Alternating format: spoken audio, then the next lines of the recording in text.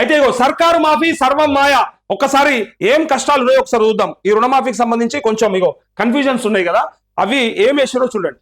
Crop loan family grouping పూర్తి, 4,25,000 కుటుంబాల ఎదురుచూపులు, ఇంకా మిగిలిన 30 రకాల సాంకేతిక సమస్యలు, 2 లక్షల పైన రుణాలపై తేల్సిన ప్రభుత్వం, వ్యవసాయ పంట రుణాలపై వీడని నీడలు అంటూ కరీంనగర్ కి సంబంధించిన ఈ వార్త. ఇది చాలా ఇంపార్టెంట్. ఒక్కసారి చూసిన తర్వాత మేము లైన్ లోకి తీసుకుంటాం మిమ్మల్ని. ఆగస్టు లోపే అర్హులైన ప్రతి రైతుకు రుణమాఫీ వర్తింపజేస్తామని ఊదరగొట్టిన రేవంత్ సర్కారు 3 విడతల్లో 45 నుంచి 50% మంది రైతులకు మాత్రమే రుణమాఫీ చేసింది. మిగిలిన రైతులు పోరుబాట పట్టడంతో క్రాప్ లోన్ ఫ్యామిలీ గ్రూపింగ్ కు ఆదేశాలు జారీ చేసింది. రాష్ట్రంలో 4,25,000 మంది రైతు కుటుంబాలకు గ్రూపింగ్ పూర్తి చేసిన అధికారులు ఆ వివరాలను ప్రభుత్వానికి అప్లోడ్ చేశారు. పోర్టల్లో అప్లోడ్ చేసి అయిపోయింది అది. అయితే గ్రూపింగ్ పూర్తయినా వీరికి మాఫీ ఎప్పుడు చేస్తారో ప్రభుత్వం స్పష్టతనివ్వడం లేదు. మరో 30 రకాల సాంకేతిక సమస్యలతో నిలిచిపోయిన రుణమాఫీకి సర్వే ఎప్పుడు చేయాలన్న అంశంపై ఇంకా ఆదేశాలు రాలేదు. 2 లక్షల పైగా రుణం తీసుకున్న వారికి మాఫీ ఎలా చేయాలో అధికారులకు బ్యాంకర్లకు నేటికి స్పష్టతనివ్వలేదు. దీంతో రైతులు అధికారులు బ్యాంకుల చుట్టూ ప్రదక్షిణలు చేస్తున్నారు. సర్కార్ రోజుకో కొత్త విషయాన్ని తెరపైకి తెస్తూ రుణమాఫీ అంశాన్ని పూర్తిగా డైవర్ట్ చేస్తుందని విమర్శలు వస్తున్నాయి అంటూ 4,25,000 కుటుంబాలకు గ్రూపింగ్ అయిందట.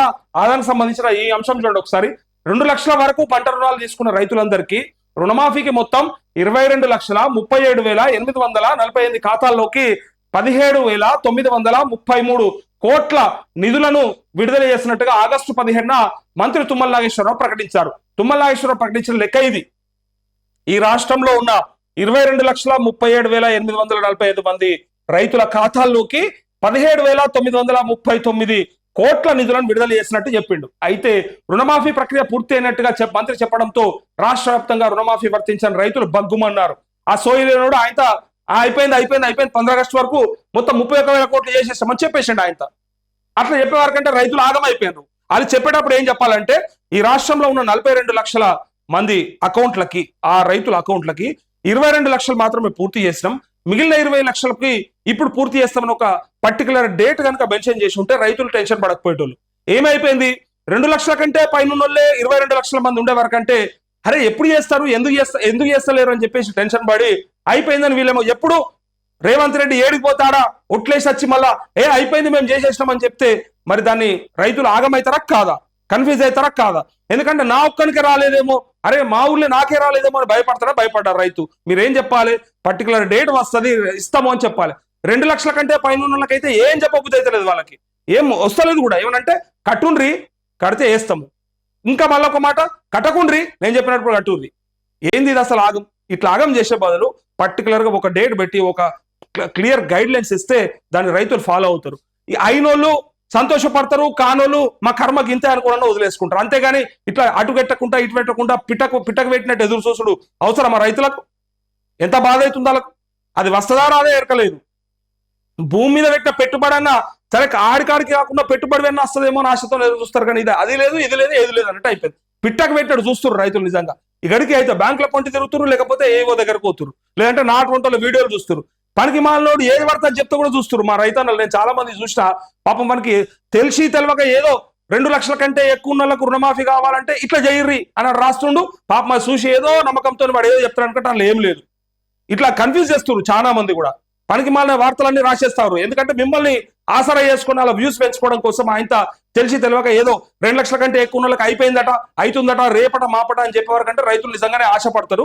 అది ఎక్స్పెక్ట్ చేసి ఓపెన్ చేస్తే అలా ఆ సబ్జెక్ట్ ఉంటలేదు ఏముంటలేదు. ఫస్ట్ వారు అవగాహన చేసుకోవాలి, ఫస్ట్ క్షేత్రస్థాయిలకు పోవాలి, రైతుల దగ్గర ఉన్న సమస్యలు తెలవాలి, అక్కడ ఉన్నటువంటి సమస్యలు వాడు చెప్పగలగాలి. అది చెప్పకుండా ఇట్లా అట్లా అట్లా అని చెప్పగానే రైతు రుణమాఫీపై రణమని నేను పెట్టినట్టు ఇంకోటి పెట్టగానే వాళ్ళు కూడా చూస్తారు ఏందో రణం చేస్తాడేమో అని చెప్పి. అందులో ఏమున్నది, గదే ఉన్నది. ఏముంటది, కనీసం సబ్జెక్ట్ అనే చెప్తలేడు. అందుకే నేను అంటా ఉన్నా, నేను ఎవరిని తప్పు పడతలేను, సబ్జెక్ట్ కరెక్ట్ చెప్తే సరిపోయా. రైతులని ఆగం చేయొద్దని వాడి ఛానల్నో లేకపోతే వాడి సబ్జెక్ట్నో నేను ఏమంటున్నా అంటే నీ ఇష్టం, నువ్వు ఏమైనా చెప్పుకోరా భయ్, కానీ రైతులను ఆగం చేయకు, తప్పు చెప్పకు, ఉన్నది ఉన్నట్టు చెప్పు. అన్నకి ఇప్పుడు అవుతుంది, గిట్లా చెప్పిండు మంత్రి, లేకపోతే గిట్లా అవుతుంది, లేదు మనం యుద్ధం చేద్దాం, గిట్లా కలుసుకుందాం, గిట్ చేద్దాం అని గీ టైపు మాట్లాడితే పర్లేదు. కానీ రేపే అయిపోతా ఉంది, ఎల్లుండి మీరు గిట్లా చేస్తే అయిపోతుంది అని చెప్పి ఏదో చెప్పి ఆయన తడ ఏముండదు అలా. అట్లా రైతుల్ని కన్ఫ్యూజ్ చేసి పాపం వాళ్ళంతా ఎదురు చూస్తూ ఉన్నారు. కాబట్టి వాళ్ళ ఆశల మీద ఇట్లా గేమ్స్ ఆడొద్దని చెప్తా ఉన్నాను నేను వాళ్ళకి.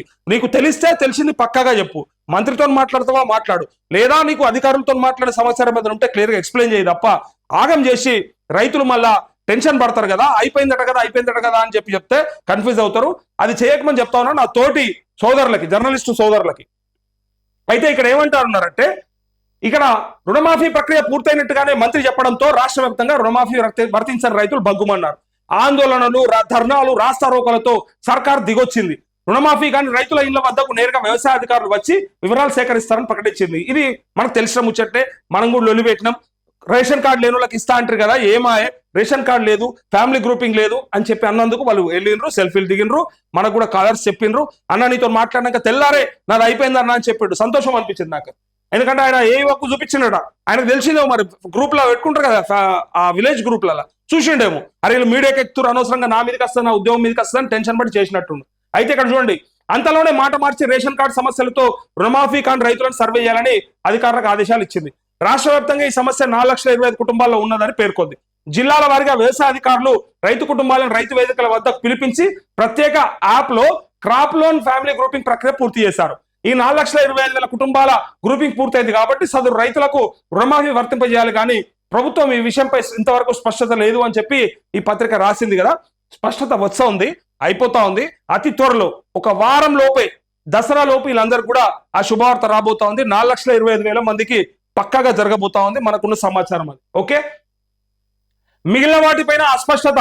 ఇగో ఆధార్లో అచ్చుతప్పులు, పట్టాదారు పాస్ పుస్తకాలు లేక ఇబ్బందులు, ఆధార్కు పట్టాదారు పాస్ పుస్తకానికి అలాగే బ్యాంకులో ఉన్న ఖాతా నెంబరు ఆధార్ నెంబర్ మధ్య తేడా, invalid Aadhaar number, no data found. ఇగో నో డేటా ఫౌండ్ వాళ్ళు టెన్షన్ పడ్డారు కదా, ఇగో చూడు, ఇగో నో డేటా ఫౌండ్.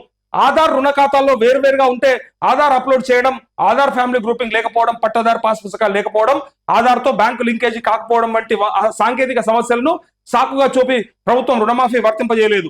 ఈ విషయాన్ని గుర్తించిన వ్యవసాయ శాఖ గతంలోనే ప్రభుత్వానికి నివేదిక ఇచ్చింది.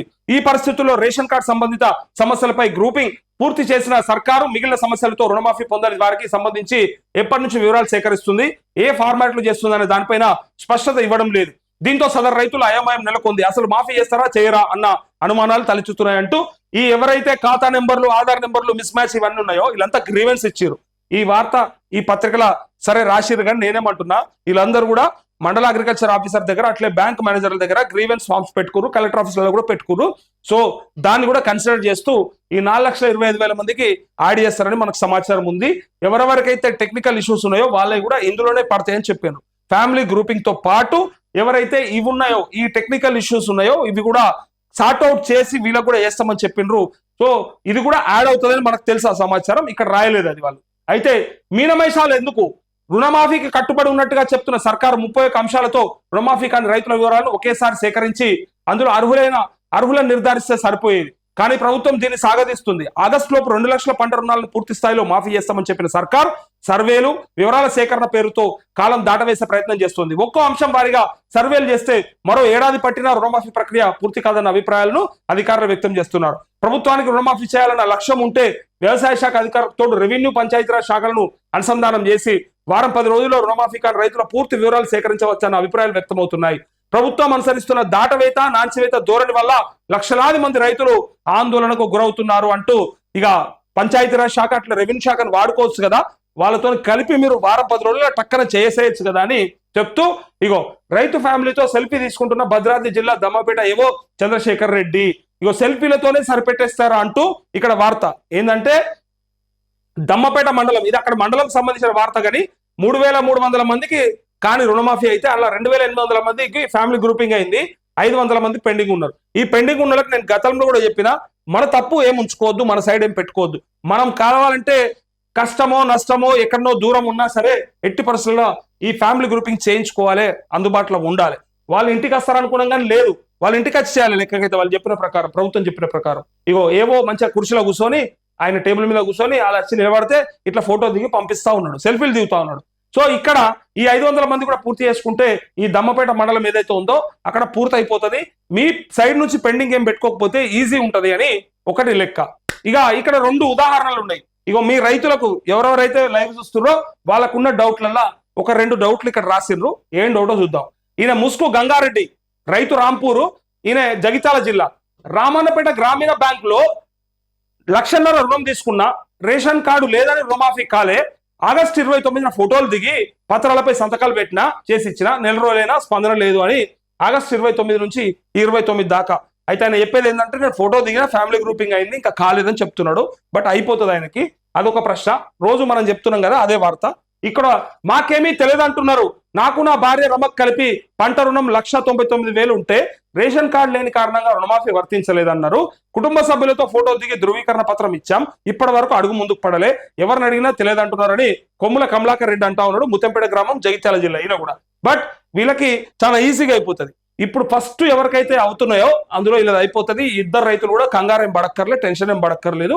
మనకున్న సమాచారం. సో నేను అదే చెప్పినా, కాల్స్ తీసుకుంటా. ఇగో రుణమాఫీకి సంబంధించి ముఖ్యమైన అంశం ఏదైతే ఉందో అది చూసిన తర్వాత మీతో మాట్లాడతా అని చెప్పినా.